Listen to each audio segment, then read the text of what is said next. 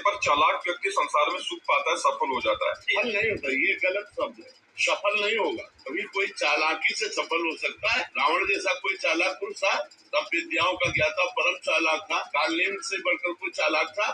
पूरी संजीवनी बूटी जैसी ही द्रोणागिरी में हर औषधि को कर दिया और साधु बनकर बैठ गया। हनुमान जी ने मार डाला, राम जी ने रावण को मार डाला, रावण को कुछ रोग नहीं आ रहा। चालाक पुरुष सफल कैसे हो सकता? नहीं, सीधा सरल पुरुष कष्ट पा सकता है, पर सफल सीधा सरल सच्चाई पर चलने वाला हो।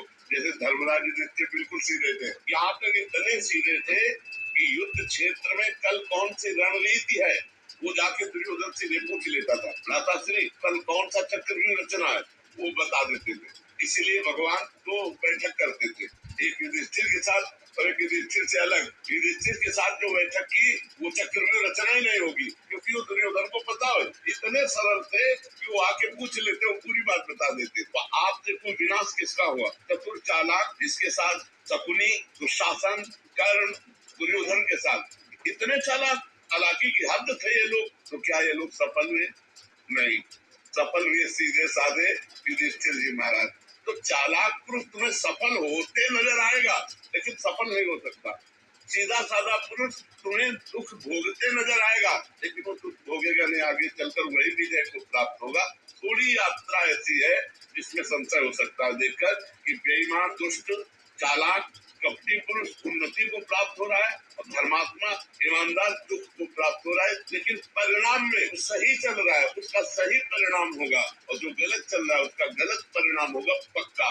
उसका पुण्य उसको साथ दे सकता है, लेकिन जो जीवन का परिणाम है वो ये पद नहीं है। मरोगे तो तुम्हारे साथ पद नहीं जाएगा, तुम्हारे साथ रुपया नहीं जाएगा, अच्छाई जाएगी, तुम्हारे सत्कर्म जाएंगे। और ये पक्की बात समझ लो, तब आपके आचरणों का, और भगवान ऐसी बुद्धि भ्रष्ट कर देते हैं कि खुला आचरण उसकी गंदगी सामने आ जाती है। आदमी की इज्जत चली गई तो किसी योग रह गया। तो ये पक्का समझ लो, अच्छा पुरुष और धर्मात्मा पुरुष दुखी हो सकता है लेकिन हार नहीं सकता। विजय को वही प्राप्त होगा, ये निश्चित बात है। सामने से तो बहुत सुंदर दिखाई दे रहे, और पीछे जो पाप कर रहे तो मालिक देख रहा है, उसका हिसाब मालिक करेगा। मालिक की दुकान में है, सबका जीवन खाता है।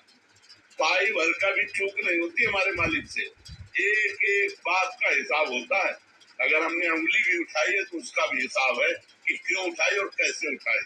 परमात्मा सबको देख रहा है, इसलिए ये मत जानो कि कोई देख नहीं रहा है, हम अच्छाई कर रहे हैं, हमें बुराई पर बुराई मिलती चली जा रही, कोई हमारे देख नहीं, परमात्मा देख रहा है। और जो एक है कि मैं छल कपट बुराई से बढ़ रहा हूँ, तो देख लेना तुम नष्ट हो जाओगे।